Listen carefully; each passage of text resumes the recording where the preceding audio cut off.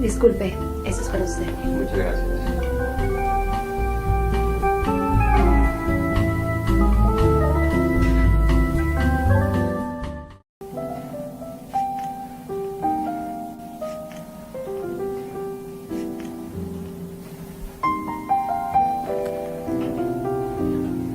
¿Ya va de salida?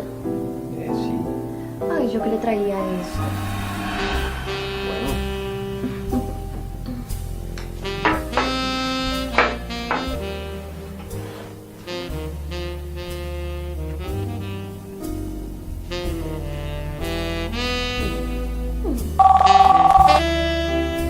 No, la oficina está cerrada y no es hora de trabajo.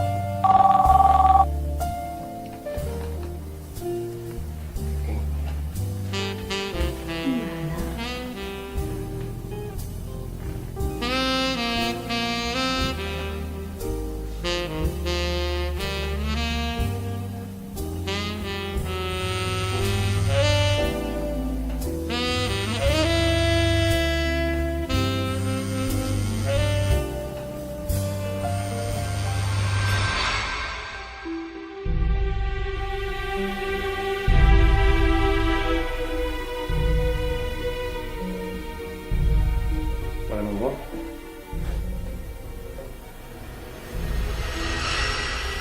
Feliz aniversario.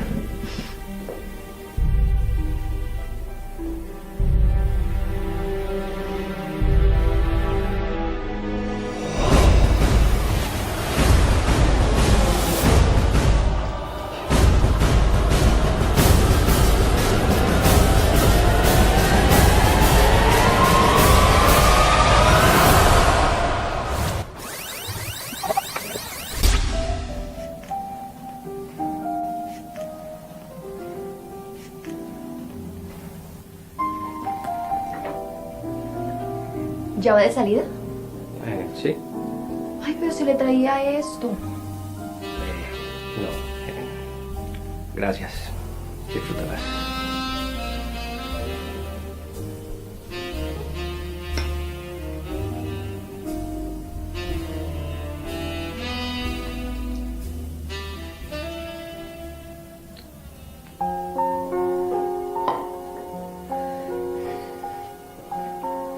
Bueno, amor. Feliz aniversario. Feliz aniversario.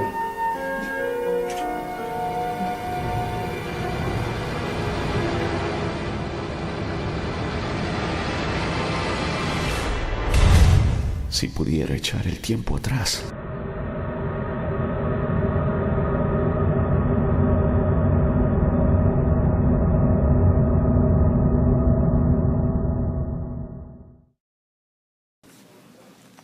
Las decisiones que tomamos en realidad son las cosas que en su mayoría causan el sufrimiento o causan la injusticia.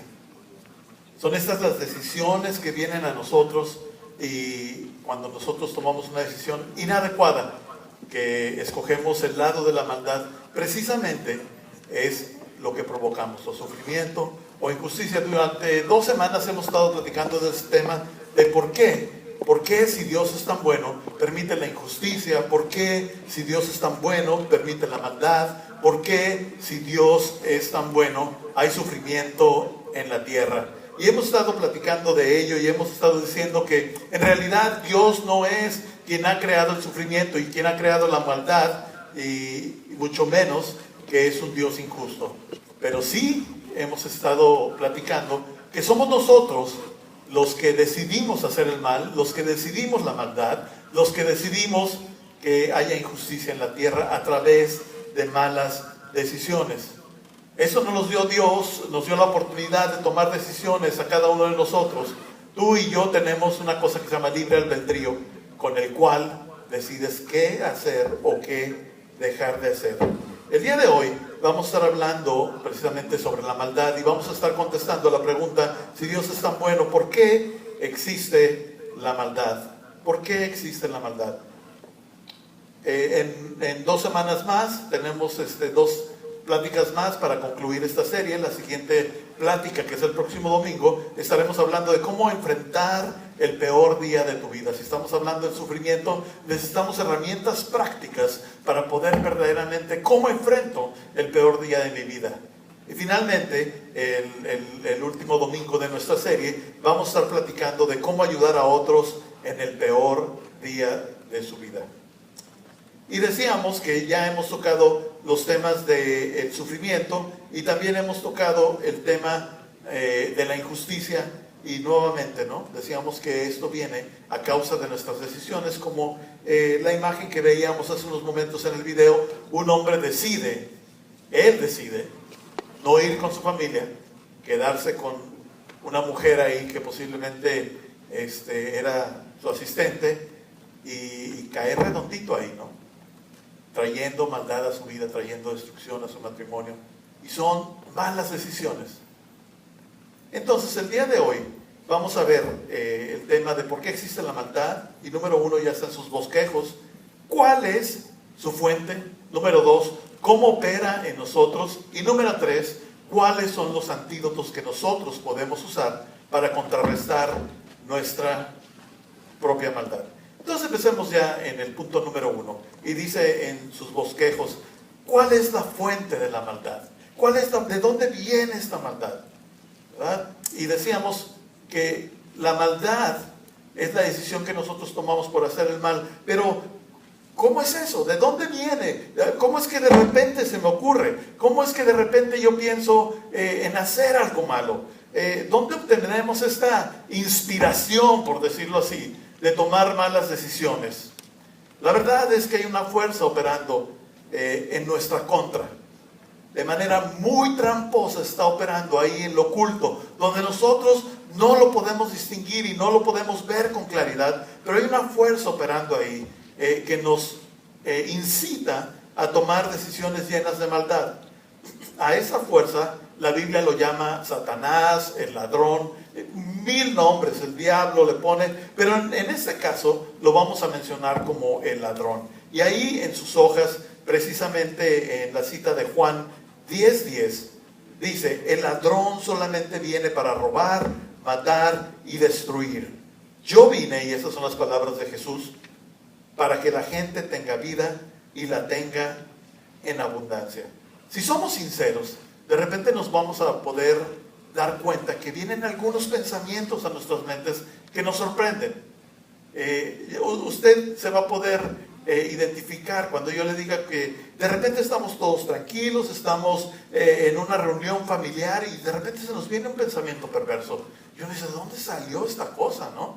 Y yo me he visto en situaciones que digo, ay, caray, hasta me sacudo la cabeza, ¿no? Y Rosy me dice, ¿qué te duele la cabeza? Y le digo, no, me debería haber dolido en vez de tener este mal pensamiento, ¿no? Claro que no se lo expreso de esa manera, pero ¿cuántos de nosotros hemos tenido diferentes pensamientos que nos sorprenden? Como ir caminando, a mí me pasa, ¿no? A lo mejor usted no, que voy en la carretera hacia la Rumorosa y de repente me dice, aviéntate. Y yo, ¿qué onda? ¿De dónde salió eso, no? O que estoy con una persona y me acecha un pensamiento sexual. Y digo, ¿qué me está pasando? ¿De dónde vienen estos pensamientos? ¿De dónde está viniendo esta perversión? Pareciera que alguien en la oreja me está diciendo, órale. Y yo digo, ¿qué sucede? Y estoy convencido de que la mayoría de nosotros, si es que no todos, percibimos este tipo de cosas, ¿no? Y es que diariamente vivimos una lucha. Y es una lucha por nuestra mente. Usted y yo continuamente estamos luchando por ganar nuestra mente. Y lo que pasa es que nuestro adversario, el enemigo, el ladrón, el diablo, como le quieran decir, está ahí únicamente para robar, matar, destruir. Y la Biblia nos habla claro sobre este tema y dice en Efesios 6:12,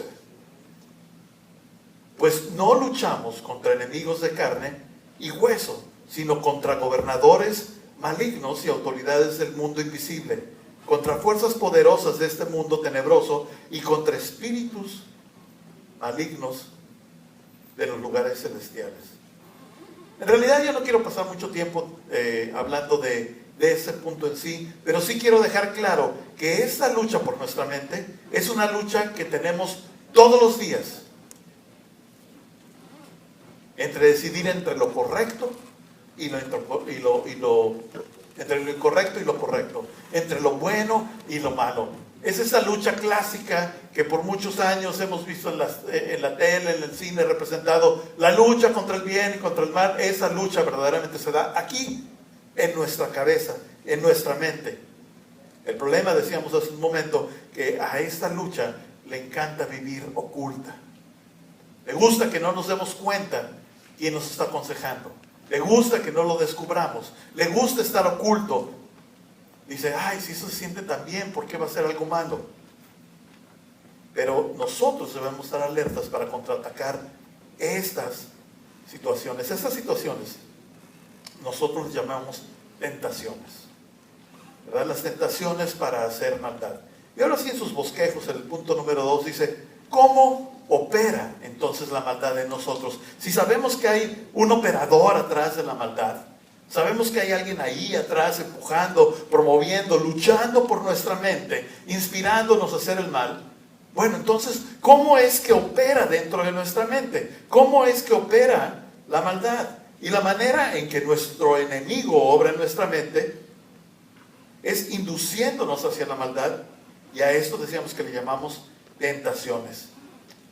Ahora, lo bueno es que Satanás es completamente predecible.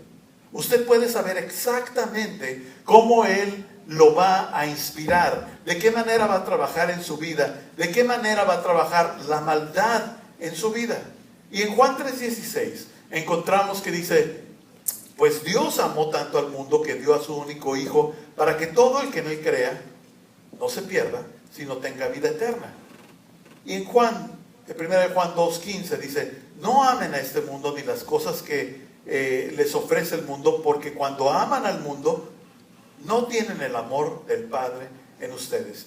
Y aquí hay dos cosas importantes de notar antes de seguir adelante con la identificación de cómo opera la maldad en nosotros. La primera es que nosotros deberíamos estar siguiendo el ejemplo de Dios. Y cuando leemos la Biblia que Dios amó tanto al mundo, pues deberíamos decir nosotros, pues nosotros también debemos de amar al mundo. Pero después, en 1 Juan nos dice, no amen a este mundo ni las cosas que ofrece este mundo. Entonces tenemos que definir a qué se refiere, ¿no? Y primero, cuando dice Dios amó tanto al mundo, quiere decir que Dios amó a la gente. A la gente. Entonces nosotros, si vamos a ser imitadores de Dios, tenemos que amar a la gente, servir a la gente, vivir por la gente. Y número 2, la segunda cita dice que no amemos este mundo ni las cosas que ofrece el mundo, porque cuando aman al mundo no tienen el amor del Padre en ustedes. Pero aquí no habla precisamente de la gente, sino habla de las cosas de la gente. Aunque pareciera que hay una contrariedad, en realidad no hay. Aquí habla del sistema de valores del mundo. Y ahí en sus ojos debemos de completar que debemos amar a la gente y rechazar al mundo. Debemos de amar a la gente y rechazar el sistema de valores, perdón. ¿Sí lo tiene ahí en sus hojas? Debemos amar a la gente y rechazar el sistema de valores. El problema es que todos hacemos lo contrario. Rechazamos a la gente y amamos los valores de este mundo. Rechazamos a la gente y amamos los valores de este mundo. Ahora, eso nos sucede a todos, a los más conocedores de la Biblia o de las cosas espirituales, como a las personas más principiantes en este caminar. De hecho, si usted se pusiera a pensar, se va a dar cuenta que toda publicidad, absolutamente toda la publicidad que existe, apela a estas tres cosas de las cuales vamos a hablar, que son precisamente los valores del mundo. Entonces, ahí en sus bosquejos dice 3 cosas que nos llevan a tomar decisiones equivocadas hacia la maldad. Y la Biblia dice en 1 Juan 2:16, porque nada de lo que hay en el mundo, número 1, los malos deseos del cuerpo, número 2, la codicia de los ojos y la arrogancia de la vida provienen del Padre, sino del mundo. Entonces, los malos deseos del cuerpo, la codicia de los ojos y la arrogancia de la vida. Veamos un poquito sobre los malos deseos del cuerpo. Ese es el deseo por sentir placer físico. Ese es el deseo por el placer. Y en sus hojas debe decir la tentación de sentir pasión. La tentación de sentir, y luego son las pasiones, ¿no? Esto es que me quiero sentir bien. Muchos piensan que ese es solamente el aspecto sexual, pero en realidad no es nada más el aspecto sexual, sino me quiero sentir bien, quiero más sexo, quiero más comida, quiero más drogas, quiero sentirme a través bien del deporte, lo que siento yo, quiero sentirme bien. Y esto es una tentación poderosísima, porque todos los que estamos aquí, a menos de que me equivoque, todos nos queremos sentir bien, ¿verdad? Todos nos queremos sentir bien. Y esto es cualquier pasión desordenada en el área del sentir. La segunda dice, la codicia de los ojos. La codicia de los ojos. Y ese es el deseo por lo que vemos. ¿Sí? Esta es la tentación del tener. La tentación del tener, debe decir en sus bosquejos. ¿Sí? La tentación de poseer, de acumular. Hace unas semanas hablábamos de que era posible contraatacar el hambre en el mundo, que hay suficiente alimento en el mundo para que todos pudieran tener un consumo de 3,000 calorías al día. El problema que sucede es que estas personas no tienen que comer porque el resto de nosotros, que sí tenemos bastante que comer, lo guardamos para nosotros. Tenemos la tentación de estar poseyendo, de estar guardando, de estar acumulando. Esa es una tentación de posesión. Ahora, esta onda de la posesión nos lleva a hacer cosas bien extremas. Póngase a pensar, cuando usted ha deseado querer algo, tener algo, todo lo que hace con tal de tenerlo. Yo recuerdo cuando yo estaba adolescente, yo tenía unas amigas y esas amigas mías estaban en una preparatoria privada, traían un carro bien bonito, siempre se vestían súper bien, súper peinadas, súper maquilladas, súper guapas todo el tiempo. Pero un día, una de ellas se acercó conmigo y me dice, oye Gerardo, ¿no tienes X cantidad de dinero que me prestes?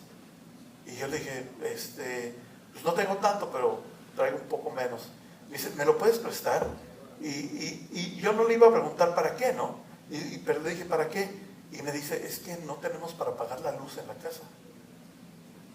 Y entonces dije, ¿pero cómo? ¿Cómo que no tienen para pagar la luz? Después me enteré que eran personas que estaban viviendo únicamente en apariencias, ¿no? Que querían aparentar tener lo que no tenían, pero se desvivían por tener un buen carro, por tener una buena ropa, por ir a una buena escuela, y a veces no tenían ni para comer.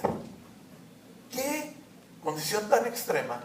El aparentar el tener, el aparentar poseer, el aparentar una posición. Y esto nos lleva a nuestro último punto, o el tercer punto donde somos constantemente tentados, que es la arrogancia de la vida. La arrogancia de la vida. Ahora, ¿qué es esto de la arrogancia de la vida? Estamos hablando del orgullo de los logros, de haber tenido las posesiones que queríamos alcanzar. Y esta es la tentación del ser.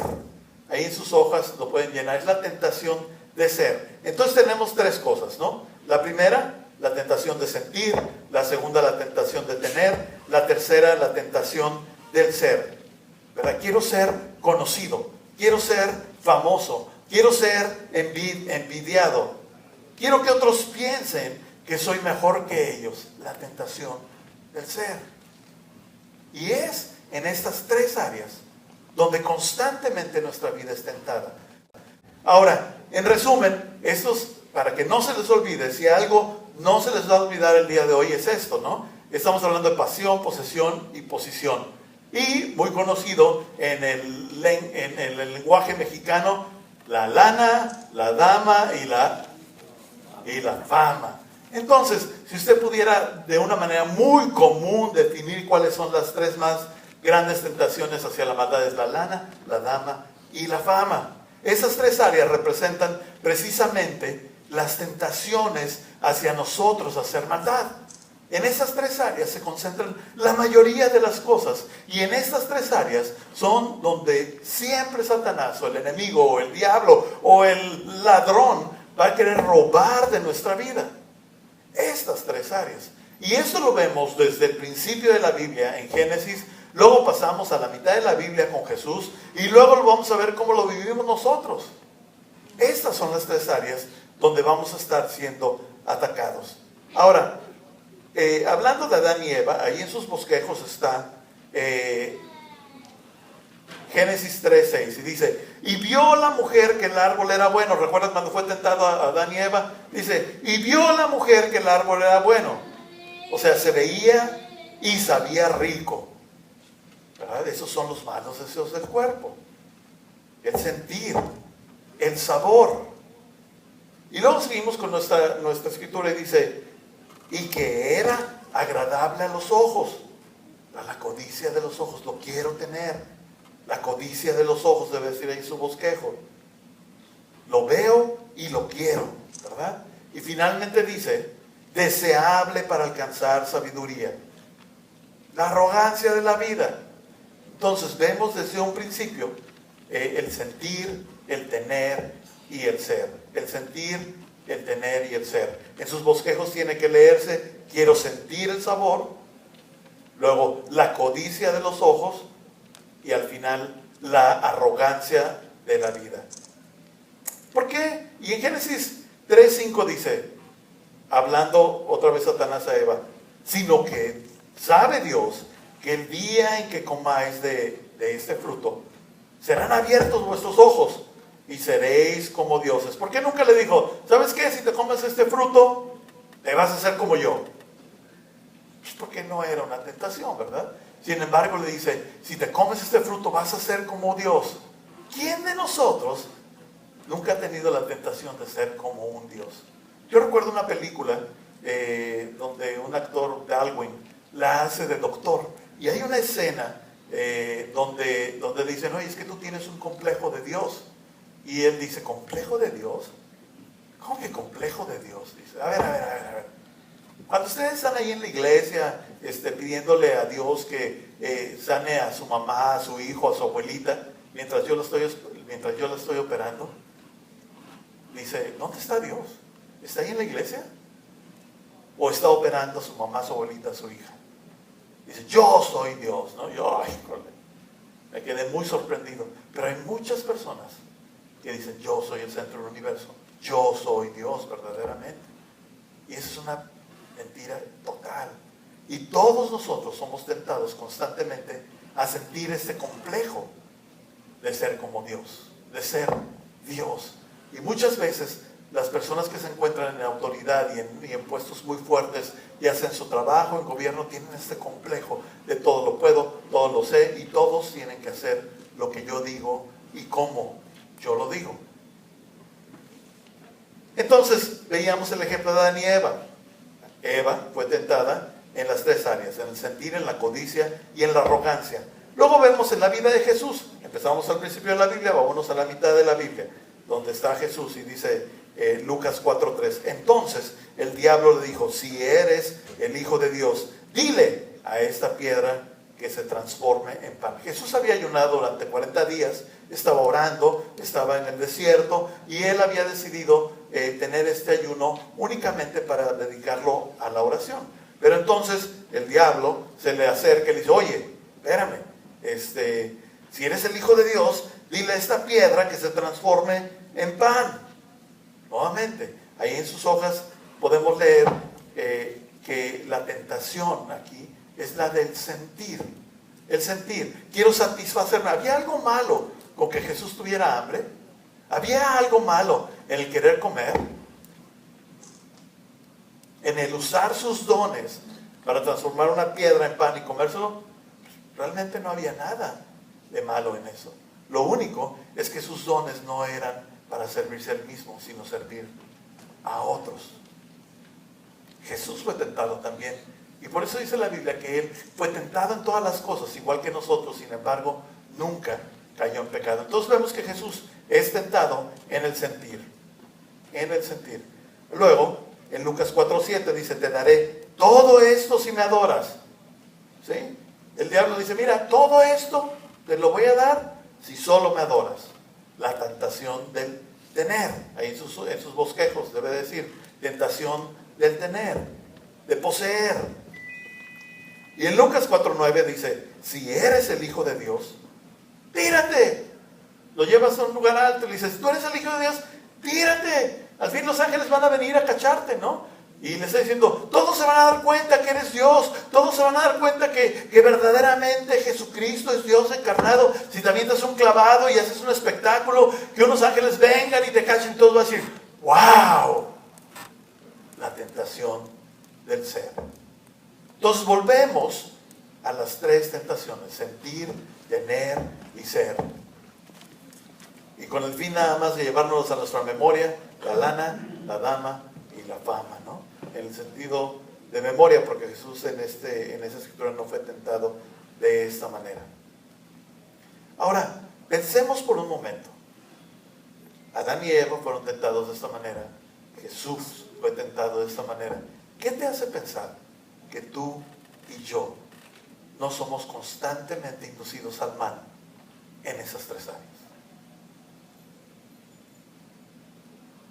Esta es la clásica manera de trabajar del diablo.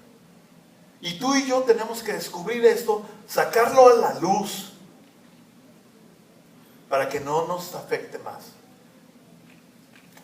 Constantemente mi esposa y yo conversamos con personas que han tenido problemas en cualquiera de estas tres áreas. Y me llamó muchísimo la atención el video que proyectamos el día de hoy, porque con muchas personas que conversamos, este es el problema. Donde el marido pasa horas extremadamente largas de trabajo, le invierte mucho. ¿Por qué? Porque quiero tener.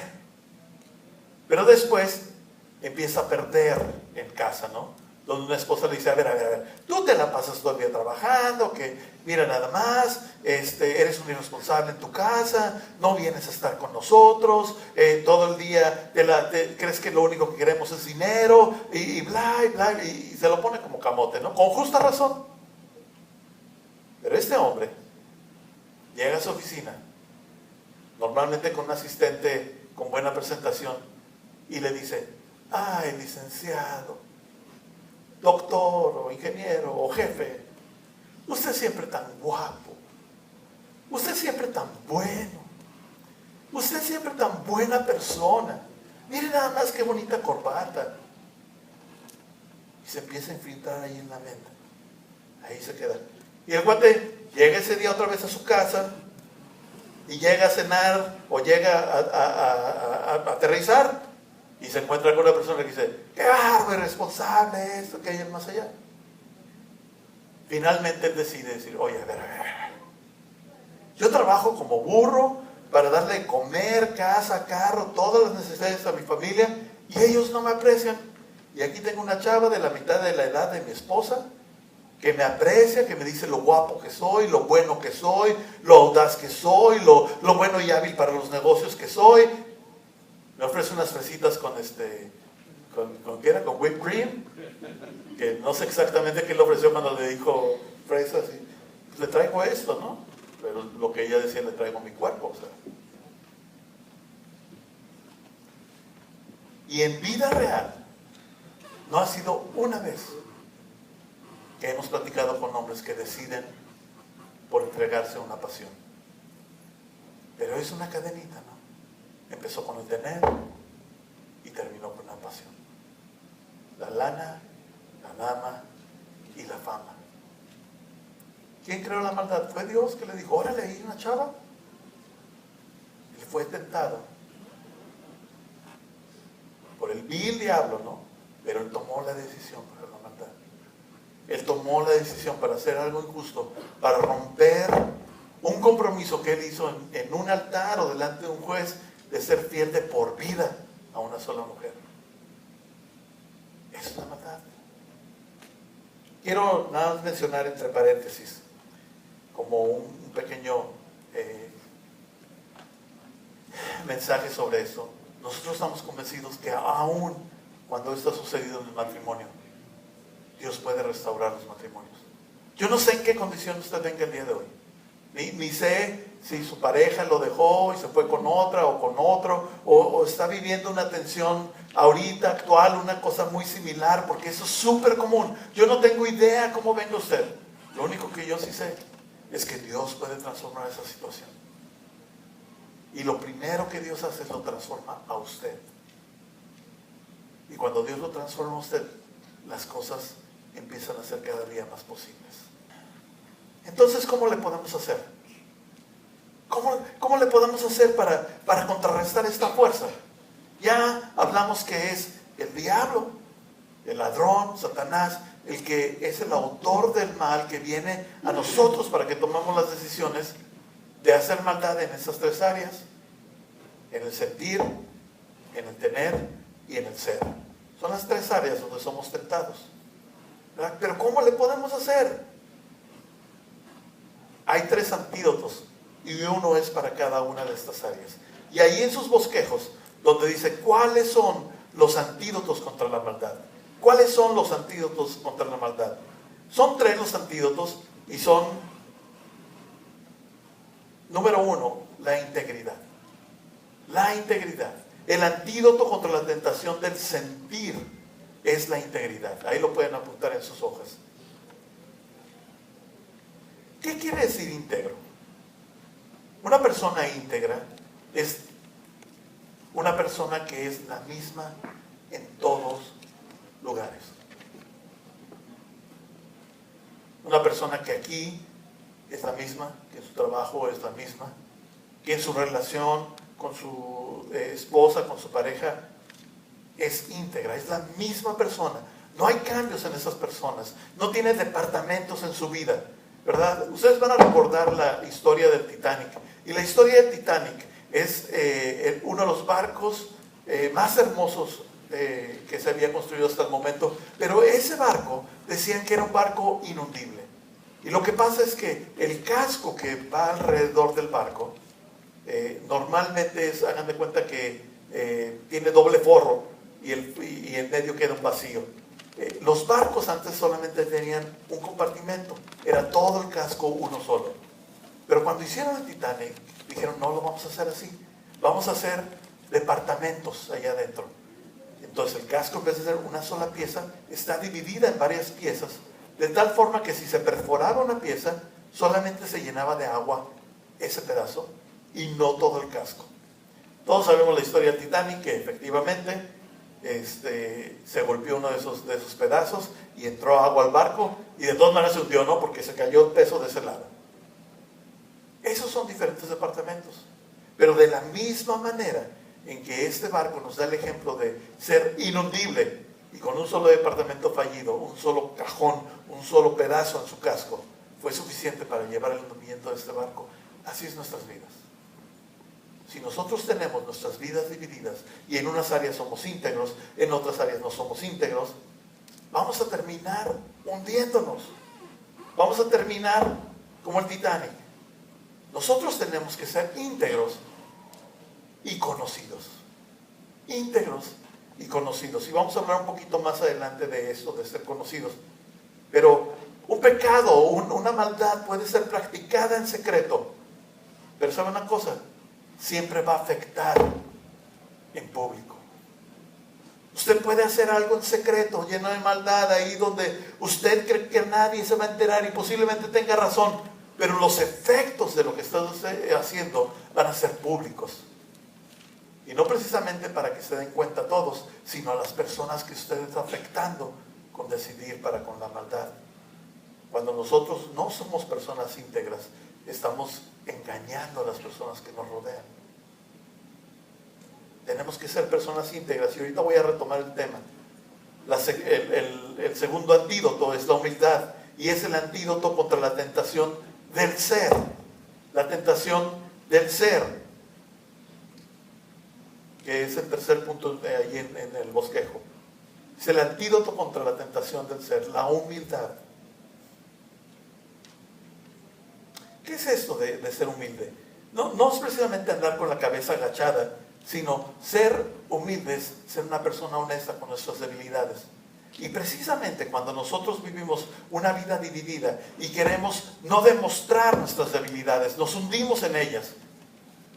Una de las razones por las que existe la iglesia es para que vivamos en comunidad.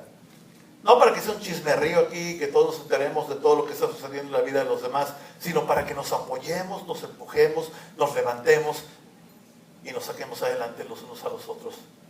En este grupo de personas hay más de una persona que me ha llamado a las 4 de la mañana y me ha dicho: Gerardo, estoy en este hotel, estoy en esta situación, si no vienes por mí, si no me ayudas, aquí me voy a quedar.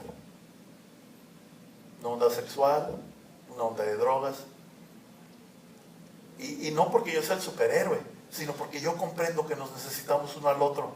Me levanto de mi cama, me subo al carro y me he ido a recoger a gente en diferentes hoteles, afuera de bares, afuera de cabarets, porque la iglesia fue hecha para eso. Si hay una persona con una debilidad y está a punto de cometer un error, ¿por qué no ir por esa persona? ¿Por qué no irlo a rescatar? ¿Qué nos cuesta sacarnos de las cobijas y dedicar 1 hora de nuestro tiempo?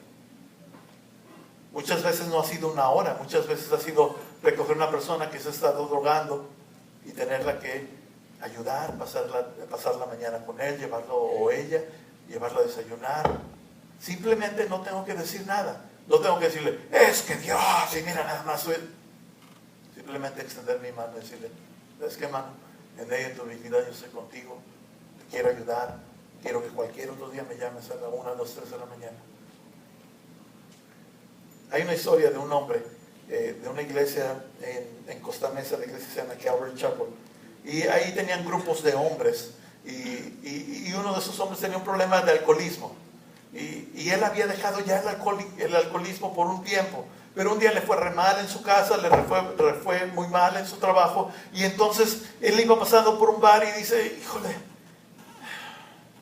no me aguanto, necesito algo de satisfacción, necesito algo de tranquilidad, y se metió al bar.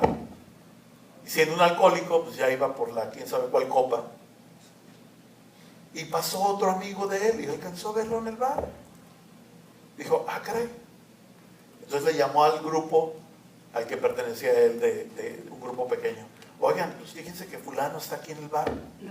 Y que se dejan venir otros 5, ¿no? Y están allá afuera conversando, y de repente sale el encargado del bar y le dice: oye, ¿qué quieren aquí? Váyanse de aquí, que no leen aquí el letrero, que no pueden estar solicitando. No estamos solicitando nada.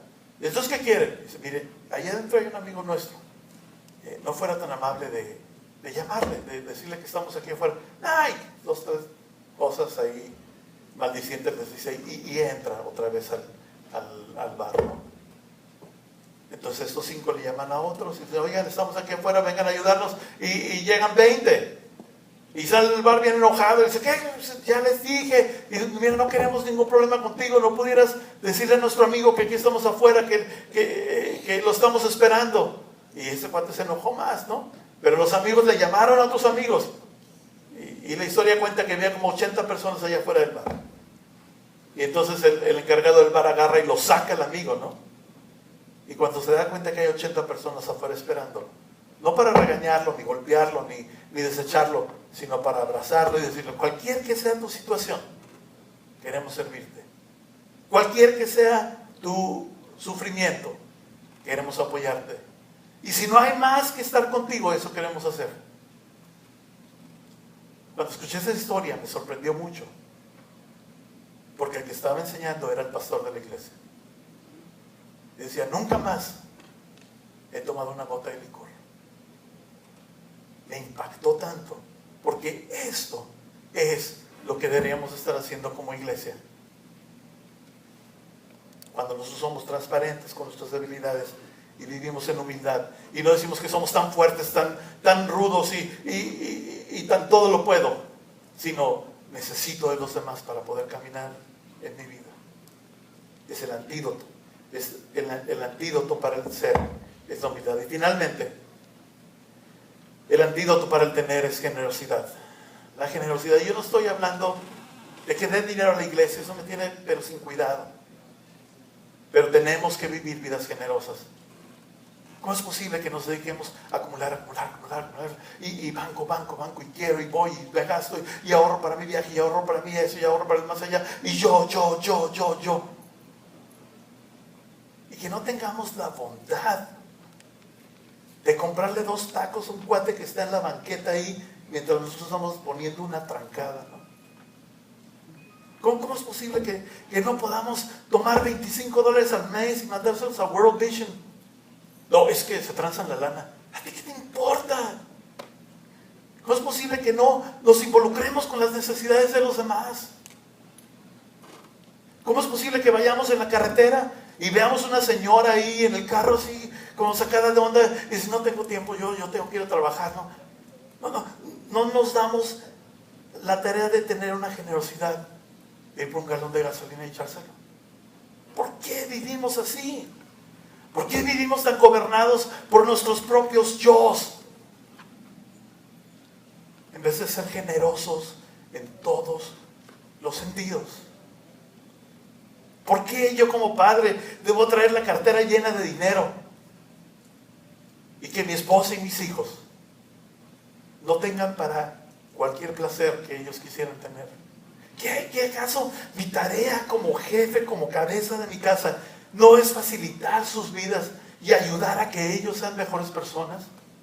No, yo quiero mi carro, mi computadora, mientras la de mis hijos que están haciendo la universidad es una chatarra. ¿Por qué? ¿Por qué no puedo vivir una vida generosa?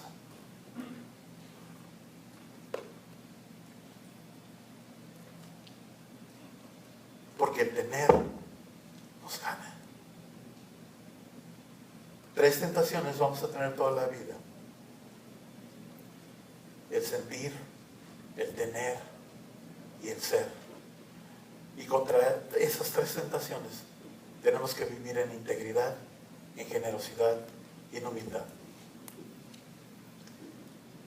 A mí me gustaría hacer una oración por todos nosotros, porque yo soy atropellado. ¿Ustedes creen que yo tengo la voz cortada porque nada más el micrófono está fallando?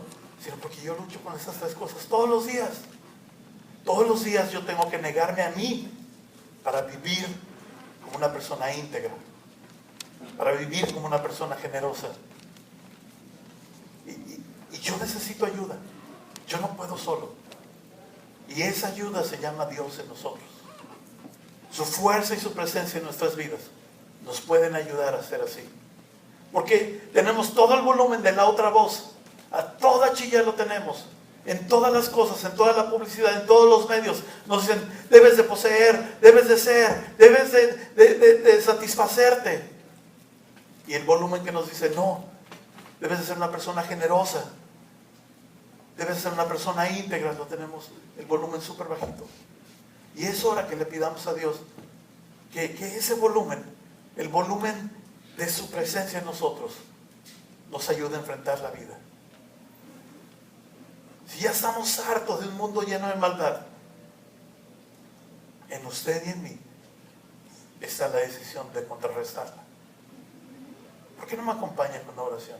Ahí en su lugar, nada más escuche lo que vamos a orar y dígale a Dios, yo estoy de acuerdo con lo que ese gordito está diciendo.